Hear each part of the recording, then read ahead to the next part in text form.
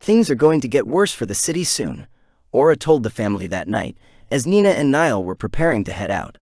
They had been assigned to work the overnight shift for their positions. Both parents paused what they were doing to look at her. "What do you mean?" Niall asked after a moment. Aura had already had this entire conversation with Nate, so he was paying the bare minimum attention to them while he worked on his meditation art. "It's not something that we particularly enjoy doing, as it plays havoc with our natural cultivation paths. Even the more unthinking beasts instinctually understand that." She opened with a decent disclaimer. "However, we can use the cores of other beasts to enhance our own cultivation. If you have ever looked at the remains of a beast corpse after a beast has eaten their fill of the chi-enhanced flesh, you would have noticed that the core, if there was one, was never touched." Her mental tone dripped with disdain at the mere thought of the action. "Each one used takes you further from your original path, making it harder to cultivate naturally in the future. If you have an easy supply of cores to devour, then they are an easy alternative to power. It is a problem that my kind only faces in times of war. No beast would sacrifice their future otherwise." Nina finished slipping on the armored top Nate had left out for her and Niall, and sat down with a grunt. "I am almost certain that the city is unaware of that. And we haven't exactly had the chance to go out and pick up the beast cores." Niall tucked the bottom of his new armored pants into the tops of his boots. "I'll be sent out beyond the wall again. I can raise the warning then. I'll tell them I saw a few of the beasts eating cores and growing stronger." Nina pulled out her bow from her storage bracelet, pulled it off her wrist, and then handed it to her husband. "Here, I've shared the permissions on it so you can use it as well. Pick up as many of the beast cores as you can while out there tonight." Inside the first dungeon, Nate and Aura were going through all the various changes that the newly upgraded dungeon core had performed throughout the day. It hadn't touched any of the traps Nate had disabled from before. However, all of the rooms and traps that had still been active had undergone tweaks of some sort. The traps had simply undergone the most extensive of the changes. Not necessarily the largest, but simply the most overall. The dungeon core had improved details that Nate hadn't even thought of before. The cam wheels on the crossbow traps, along with the other traps that he had incorporated the design into, now worked better than before. The core had smoothed out and improved the design in ways he hadn't even thought of. Which was what it seemed to do on a lot of things. With better bearings, springs, and choice of metal, it had changed little details all across the board in a bid for better performance.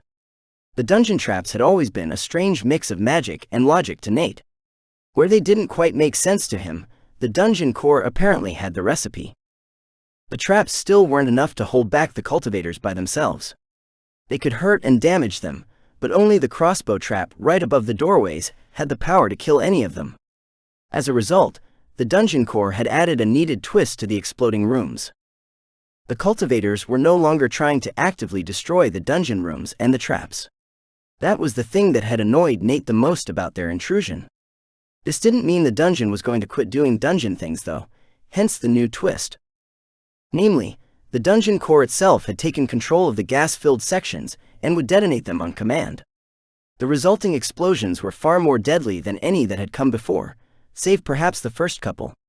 The dungeon core was able to make the stone far tougher now, which meant it was able to also pack in far more gas before the stone containers began to reach their stressing points.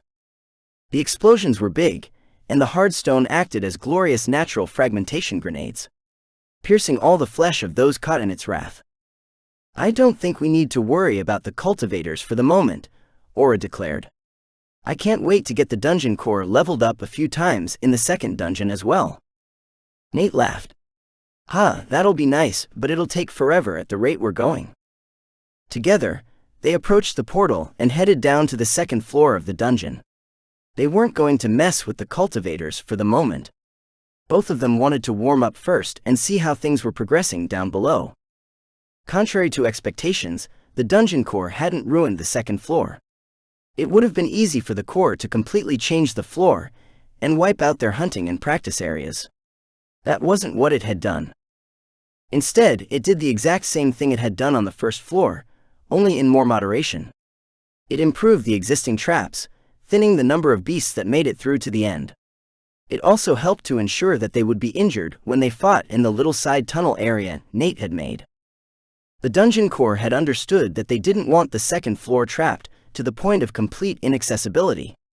All they wanted was to make sure that they never made it to the first floor again.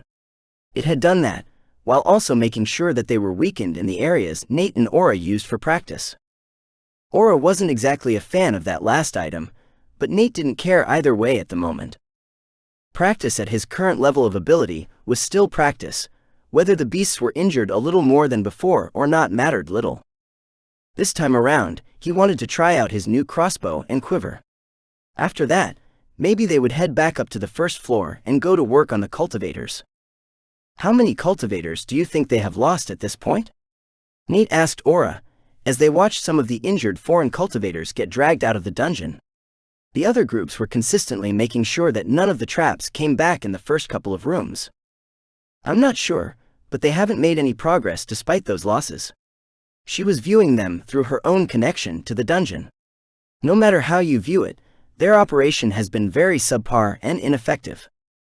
That was a sentiment he could agree with. They had destroyed who knew how many safe havens around the area, encouraging an attack on the city, and they had made no progress. Their leaders had to be sweating and furious by this point. Oddly enough, Nate found he was perfectly all right with them being in that state. His parents trudged back into the house as he was preparing breakfast for everyone. Nate's mother looked exhausted, while his father was covered in various surface-level injuries. His new armor had held up well, saving him from the worst of the hits. Fun night, Nate quipped as he carefully flipped the large omelet he had been making. It was full of diced onions, sliced red bell peppers, cheese, and more.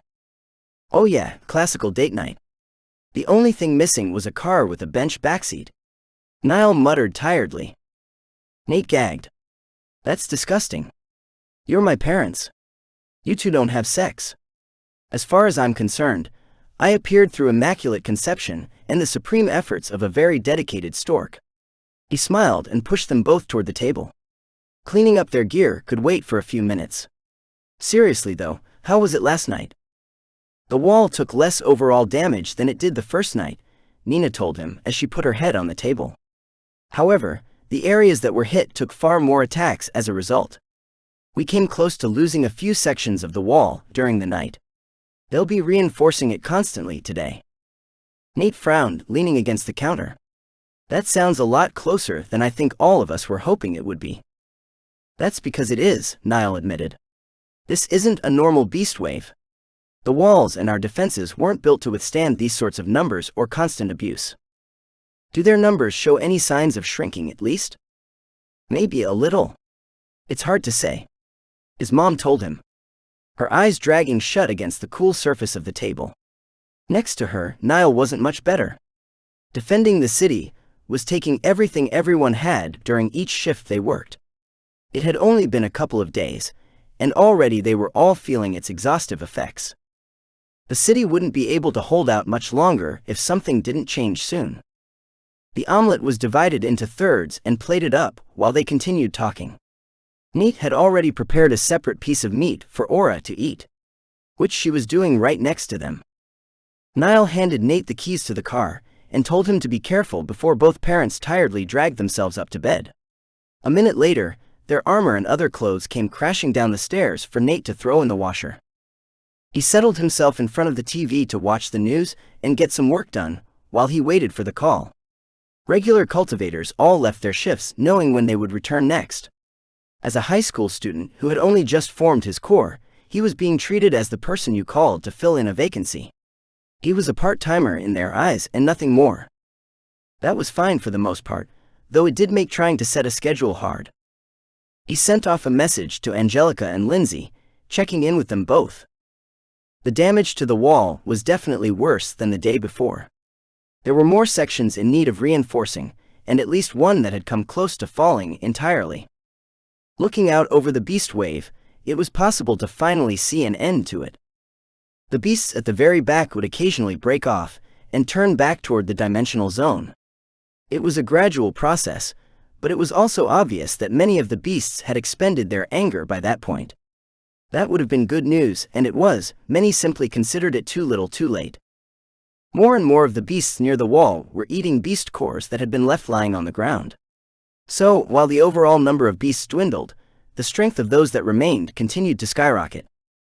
Nate picked his shots with care, aiming for any beast that looked as though it was going for a beast core. If they grew too strong, then his crossbow wouldn't be able to hurt them.